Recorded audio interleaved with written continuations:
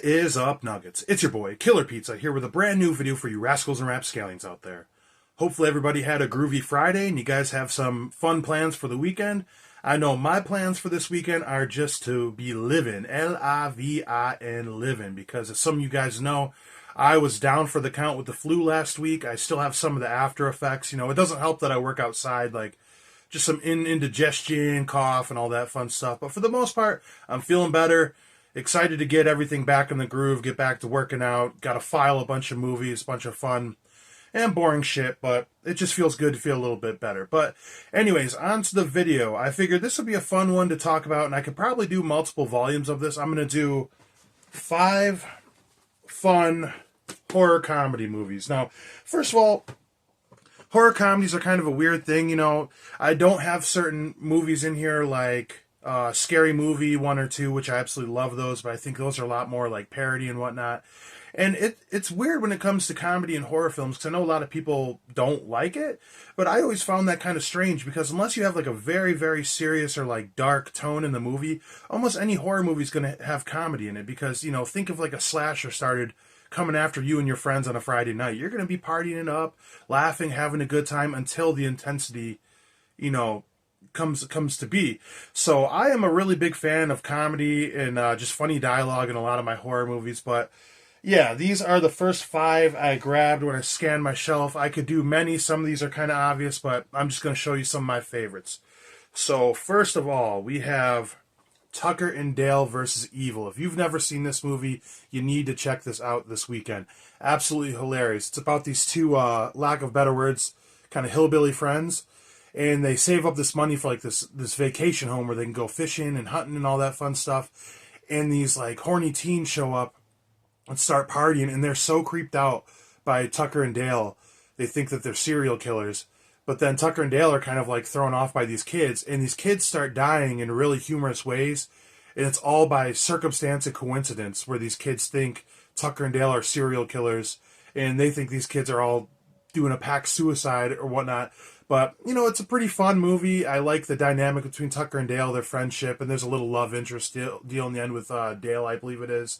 Just a very fun movie.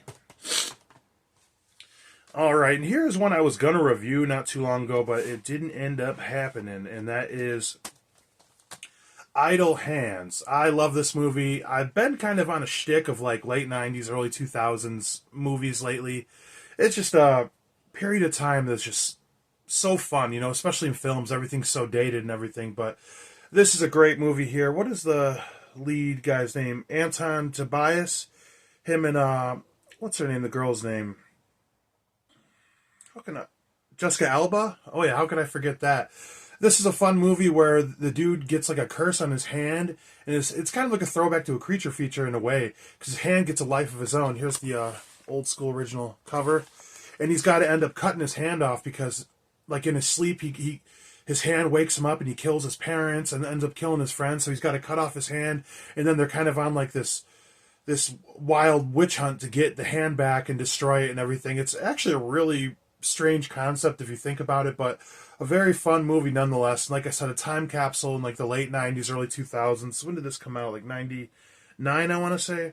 Yep, 1999. But this is an absolutely fun movie with a little romance in it with this dude and Jessica Alba, who looks absolutely amazing in this movie, so that is a bonus. Idle Hands, a fun movie. Now, here's one I found out lately. This surprised me. This is like the AC/DC of comedy horrors, because I just found out that AC/DC was apparently music for douchebags back in the day. I'm not like the biggest fan, but I'm like, what? AC/DC's pretty good. So I was surprised to hear that about Shawn of the Dead. Apparently there's a big margin of people that think this movie's dumb or stupid or whatever. Maybe it's the British accents or whatnot, but I love these Simon Pegg movies that came out around this time.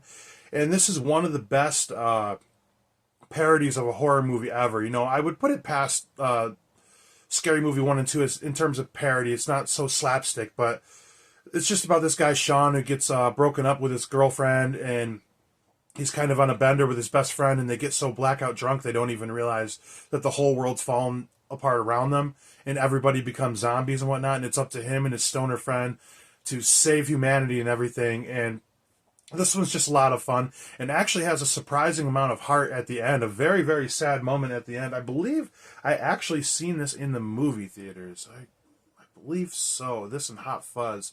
But this is a very, very charming movie. I absolutely love it.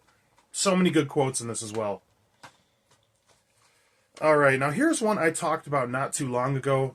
I think on like a suggestion video, but I'll talk about this one all the time.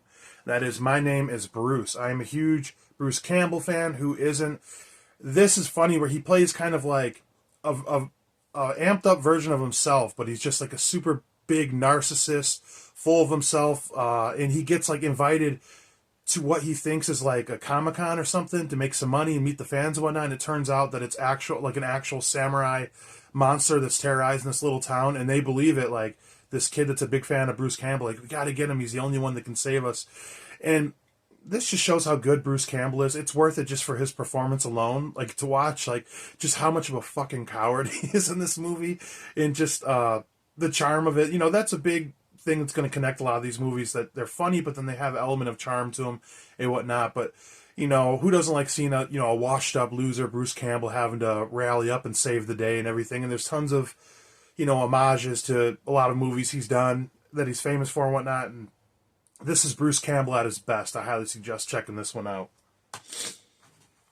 And last but not least, this is one that I reviewed very early on my channel, and I don't think I've talked about this one for a while, and I want to talk about it more because a lot of people don't bring this one up, and that is The Final Girls. I think a big thing for me is the cover. At least it kind of looks like just a generic shitty movie, like a straight to DVD movie, even though it's not even really a thing anymore now. What would it be, straight to streaming? But I digress.